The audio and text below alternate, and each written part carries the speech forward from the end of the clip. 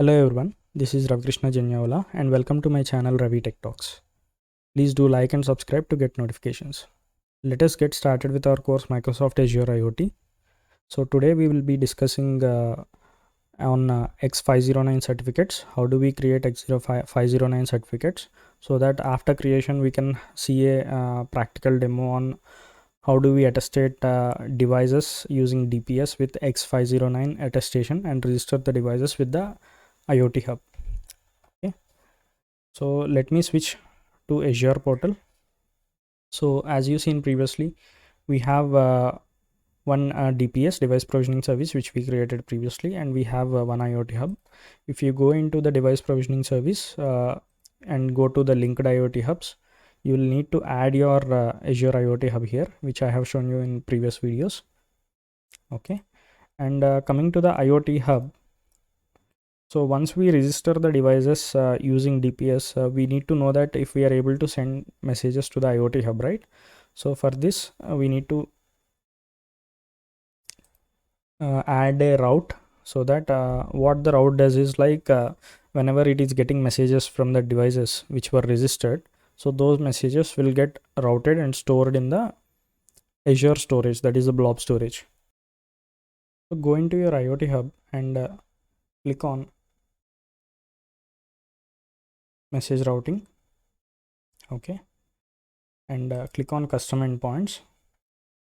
So here you need to add a storage. Click add, select storage.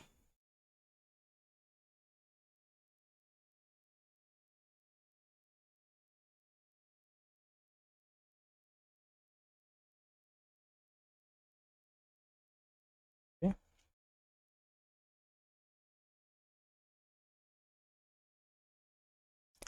so you need to pick a container. So if the storage account is already existing, select any the storage, create a container. Okay, select the container. So to that particular container, whatever messages which are telemetry messages which are being sent from the devices to the IoT Hub, they will get stored there. Okay, so the encoding, I'm switching it to JSON and click save.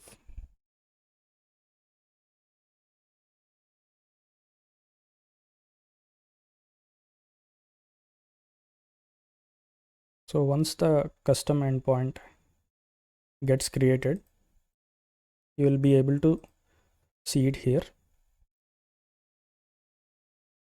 Okay, so now we have just created an endpoint. We need to actually create a route so that the messages which are coming to the IoT Hub will get routed to that particular endpoint. So click on add. Say this as route 01 and endpoint. See here, from here you can select it, and here you are selecting the device telemetry message. So we are not going to look at other things as of now, but whatever messages they are going to come, they are telemetry messages. So you are going to select device telemetry message. Okay, you are going to enable the route, and routing query also, there is no whatever messages are coming, the complete message will get sent. We are not filtering anything out, so no need to add any query here. So just say save. Once the route is saved, you'll get to see the route here. Okay, so now another thing what we require is we will require to add OpenSSL. Okay, so you need to install OpenSSL in your local system, because we will be using OpenSSL to create the CA self-signed CA certificates. Okay, you can use this URL. So whatever URLs I am using, I will be giving those URLs in the video description. Okay, you can either use this URL or you can use this URL also. Okay, and you can download the Windows 32-bit or 64-bit exe and install it. So after installing, you need to go and configure the path in the environmental variables. Okay, as you can see, if I go to environmental variables, if I say path and click edit, see here I have configured the path on the top. Okay, so after adding the path, make sure to click move up so that it's there in the top. Okay, so I have already installed and added that to my environmental variables. Okay, so this is one thing. Then the other thing what we will need is an PowerShell ISE. Okay, so in your Windows you can type PowerShell ISE. Okay, if you don't have this also, you need to install the Windows PowerShell ISE. Mostly it will be there, and you need to run this as an administrator. Okay, so I have already run it as an administrator and I have kept it. Okay, and to execute the commands, whatever we are going to run in the PowerShell ISE, you need the execution unrestricted permissions. So for that, you need to give it run this following command. So the commands what I'm mentioning here also, I will be pasting those commands in the video description for you. Just say yes to all. Okay, so after this we will use a script to generate a CA signed certificate, root certificate. So for that,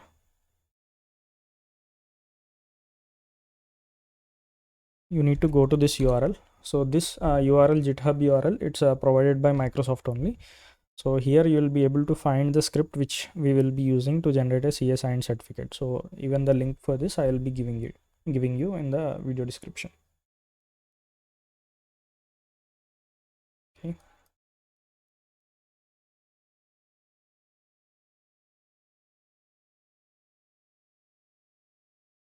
And this is for your development and local testing only. This generation of certificate shouldn't be used in production. So that's something what you need to remember. So for the production, you need to get a CA signed certificate from a certification authority. Okay, so you basically will be approaching some TWAT or any digital CA signed certification provider, and you will be paying them some annual fee, and you will be getting the certificate based on the plan. Okay, so now we have pasted the complete code here. So we will just click run. Okay, so it is showing telling us that the script is provided for prototyping only and shouldn't be used for production. Okay, so now that we have ran the script, we just wanted to test if everything is fine. So for that you need to run this command.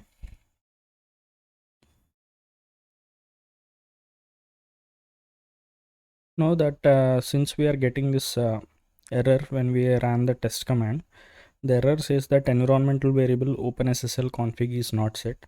Okay, so to resolve this, what we need to do is we just need to go to environmental variables.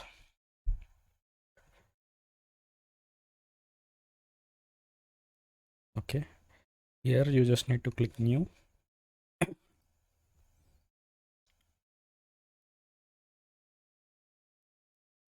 In the error it says that to add an environmental variable with this name OpenSSL underscore config, and then we need to give the path to the config file which will be inside the bin.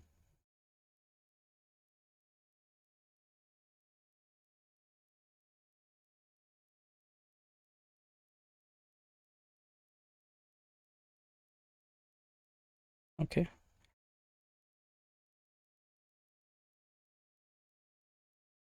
now let us again rerun the test command.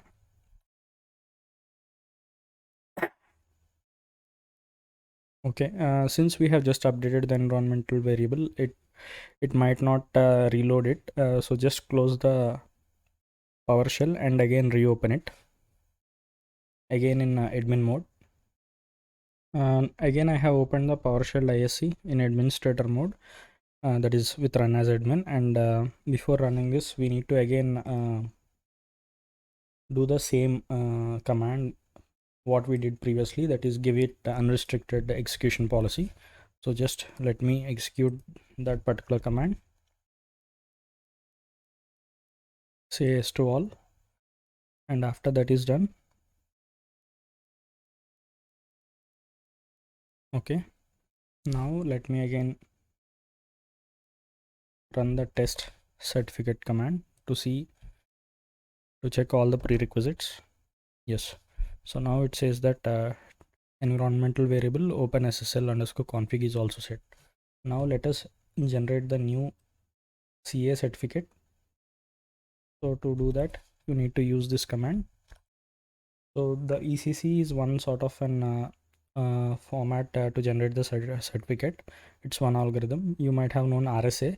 So even RSA can be used. We typically use ECC for CA certificates, and we use RSA for edge certificates. Okay.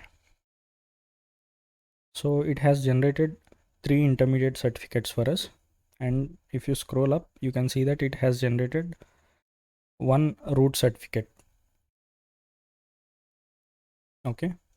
So now we need to create a device. So we will create one device using the first intermediate certificate.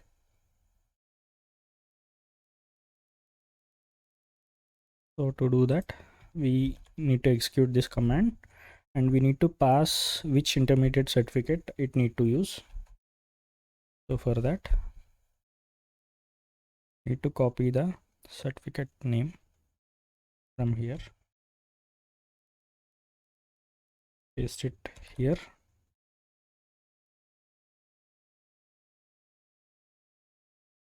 It will ask for a password. Give any password.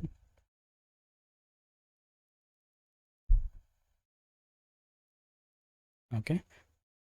So sometimes what happens is it might get stuck here. So in that case, how you can verify that the device certificate is created is just open your Windows start menu and start typing for certs. Go to manage computer certificates. Don't go to manage user certificates. Go to manage computer certificates. Okay. Then you'll get this window. So in this window, go to personal, click on certificates. You can see that we have our root certificate, which is test only, and then we have our device certificate as well. Okay, so the device certificate got created. Okay, just to break this, you can press Control C. It will break. Now we will create another device 02 using intermediate certificate 2. Okay. Again, it will ask for password.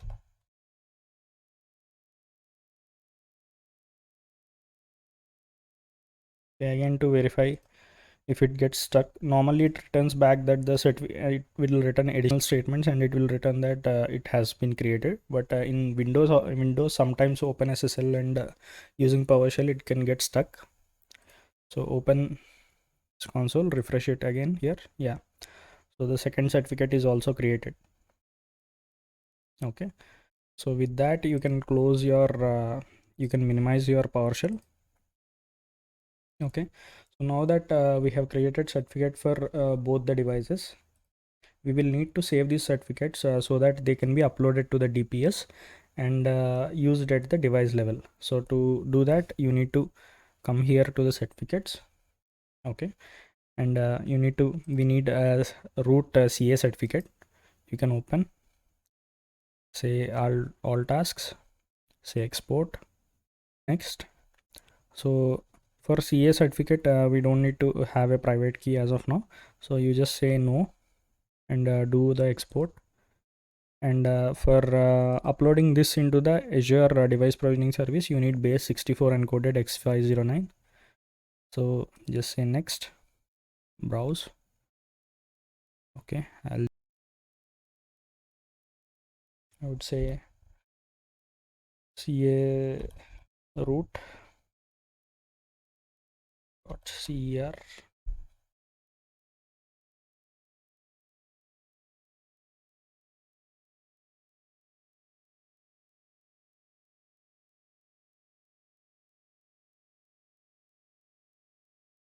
Okay, and after exporting this, then we will need the device certificates in another format. So just click on the device one, click export, click next. And for this, since we will be using this certificate from the code level, so from the code level we will be from the device end, on the on the device end it will be sending this certificate to the DPS to get itself provisioned. So since this will be sent from the device level, from the code level, you just need to select for the private key. We will also need the private key. Okay, and then next, and here you need to specify a password. So since it is going to create a private key as well, so the file will need a password.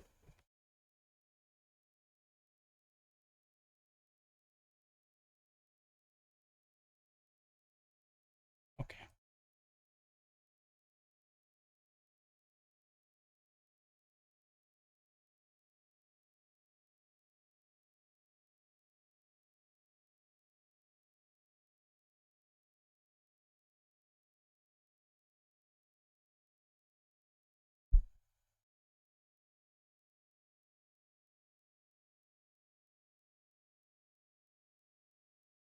okay, we need to do the same thing for the device 2 as well.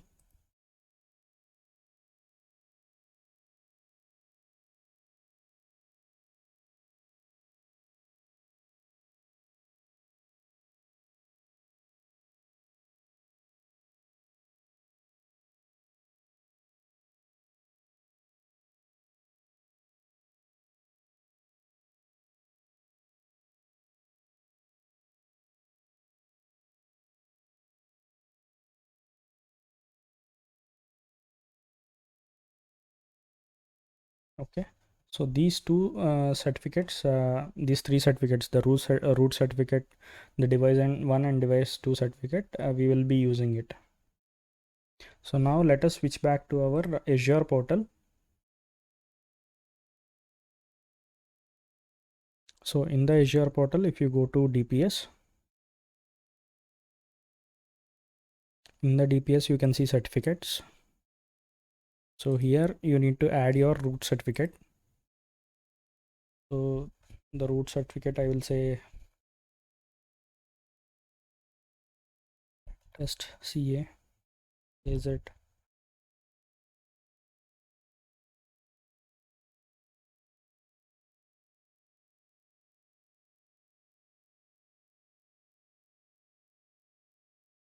Okay,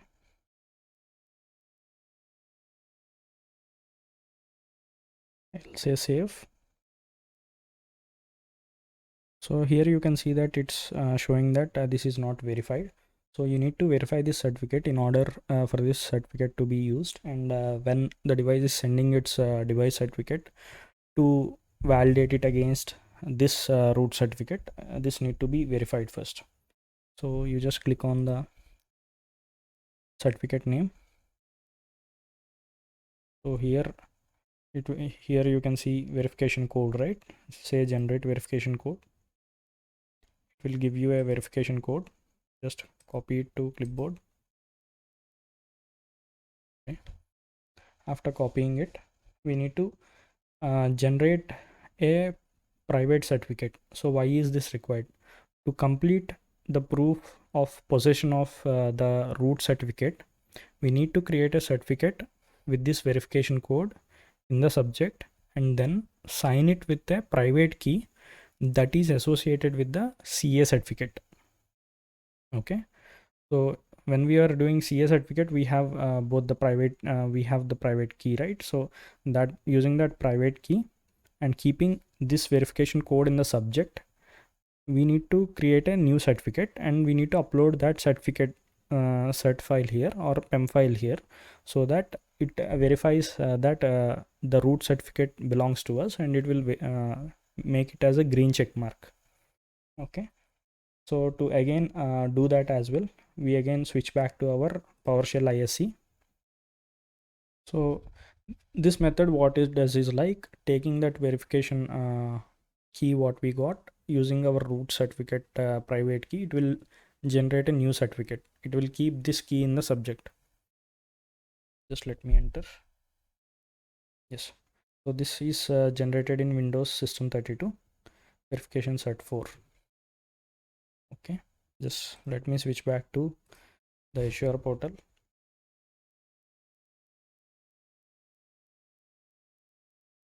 Okay, now that we found our verification certificate, just open it and click verify.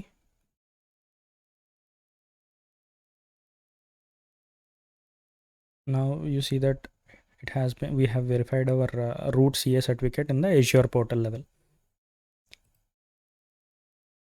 Okay, so till now we have seen how to generate a CA certificate for our test environments or for local development, and how to generate intermediate certificates, how to generate a device level certificate, and then how to upload it to the DPS, and how to generate a verification certificate from the verification code, and upload it again and get our CA certificate verified.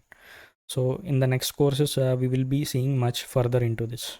Hope you have understood this. I'll be giving all the links what I have used for this tutorial, or what I was showing in this tutorial for the code and everything, in the description of the video. If you have any more queries or any questions or doubts, anything, please comment down below. Have a nice day.